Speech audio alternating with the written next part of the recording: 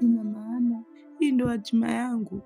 Nilikuwa mzima wa afya kabisa, leo nimekuwa mlemavu wa miguu bila kutarajia. Lakini mbali ya haya yote, sina ndugu, jamaa na marafiki wa karibu. Sina mtu wote ule wa kunifariji.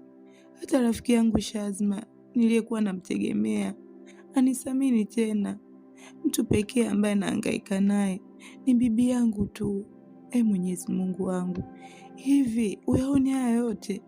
Naomba unionyeshe mwanga basi kwenye maisha yangu, nitendee miujiza ambayo umeshatendea watu. Kwa nini maisha yangu yamekuwa hivi? Kwa nini mimi ndo nimekuwa mtu wa kuteseka siku zote? Mwenyezi Mungu, nione na mimi, nihurumie basi. Wendo dereva wa moyo, hakuna mwingine. Nimependa ninapopendwa, kumbe mapenzi ni matamu na msemi. Nimependa ninapopendwa, kumbe mapenzi ni matamu na msemi. Ameridhika na mimi. Mvuvi